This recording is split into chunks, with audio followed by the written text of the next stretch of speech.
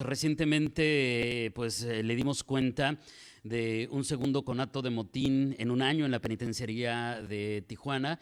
No es el único caso en los últimos años en Baja California, pero también recientemente, hay varios casos en toda la República que llaman mucho la atención.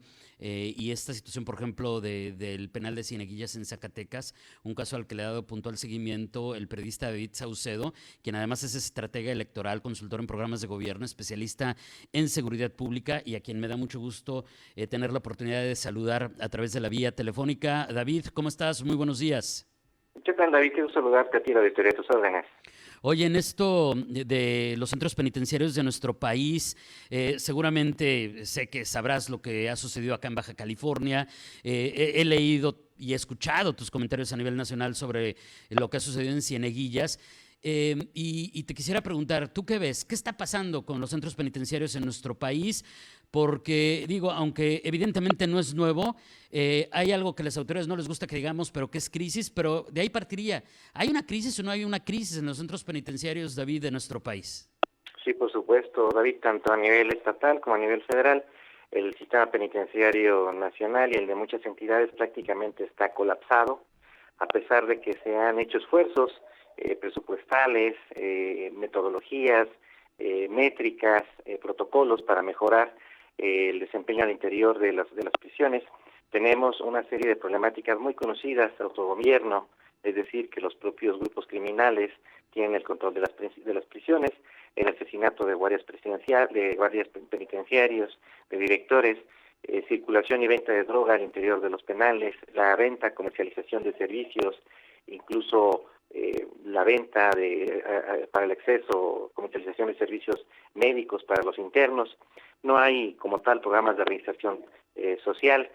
Muchos delitos, sobre todo de extorsión, se realizan al interior de las prisiones, a pesar de que en teoría los penales hace tiempo fueron dotados de sistemas para bloquear señales y que no puedan salir de los penales llamadas, ni tampoco tuvieran los internos acceso a Internet.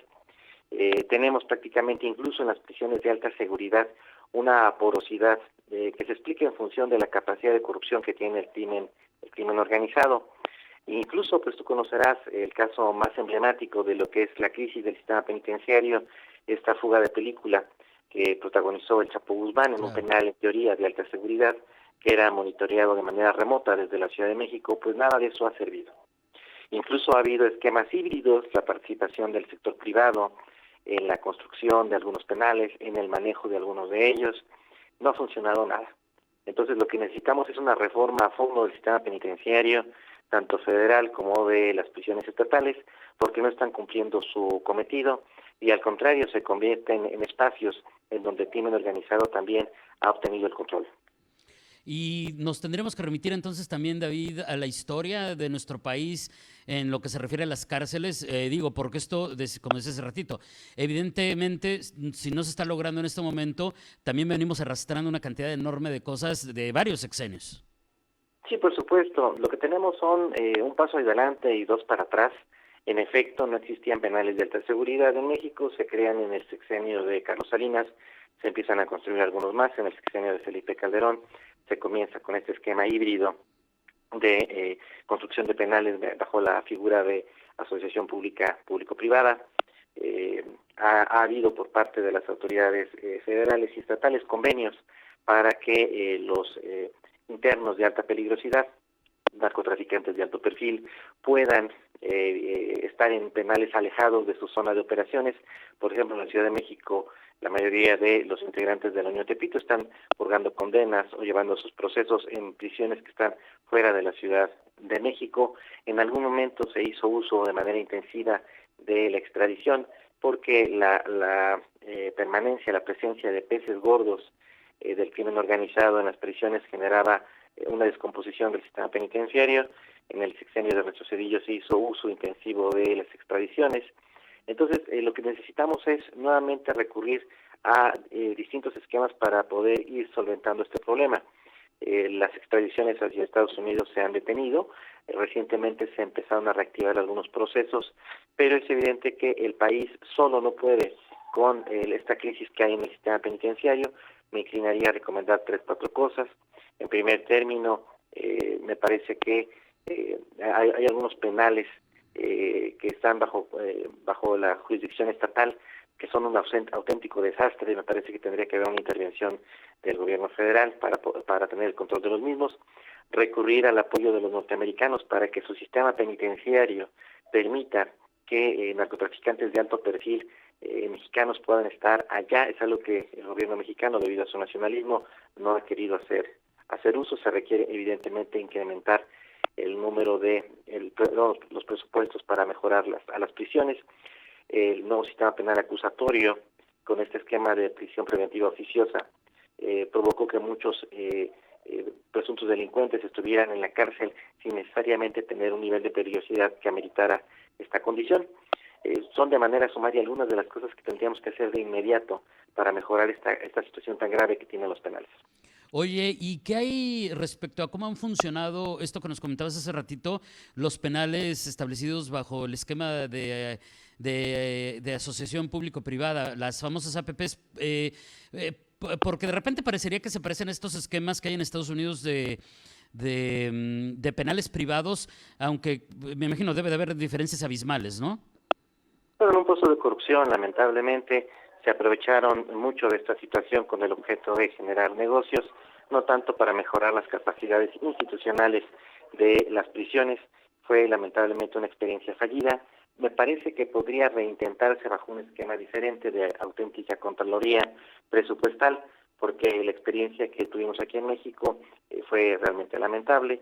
Prisiones construidas a un sobreprecio, incluso con el cobro de una cuota muy alta por interno, si se le comparaba con la cuota que implicaba para el gobierno federal tener a un interno en otro penal diferente. Me parece que fue más bien una oportunidad de negocios para algunos y no tanto un esquema de seguridad para mejorar el sistema penitenciario. Es decir, una buena idea mal aplicada.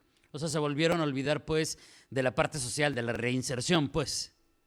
Y esta te diría que es una circunstancia muy complicada para cualquier país. Ha sido muy difícil poder avanzar en esta dinámica. Incluso hay algunos esquemas, tú lo recordarás, que en su momento fueron prácticamente de un origen mexicano. Quizá todos recordemos algunas películas filmadas en las famosas Islas Marías, claro, que tenían un esquema incluso en donde el interno podía convivir con su familia en esta misma isla. Por unas razones presupuestales se cerró este sistema, este penal. Me parece que México tendría que explorar nuevamente estos esquemas que en algún momento mostraron tener una cierta capacidad de reinserción.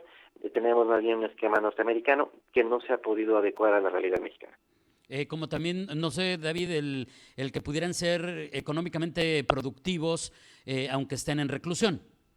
Definitivamente, esa es una de las características que tiene nuestro sistema penitenciario.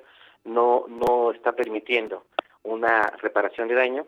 En teoría, un sistema judicial avanzado tendría que estar llegando a ese nivel, es decir, que reducir el número de delitos en cifra negra, poder avanzar en la judicialización de las carpetas, tener sentencias condenatorias y llegar al último peldaño de la reparación judicial, que sería la reparación de daño. Y esto solo se permite si tuviéramos un sistema penitenciario que hiciera productivos a los internos, que les permitiera obtener un ingreso, una reinserción social, darles un apoyo a sus familias, evidentemente, y también reparar parte del daño que pudieran haber generado hacia alguna víctima. Claro. David, te agradezco enormemente, ha sido un placer poder platicar contigo y espero que tengamos la oportunidad muy pronto de volver a hacerlo. Gracias y muy buenos días. Muchas gracias, Tito, que hay un abrazo.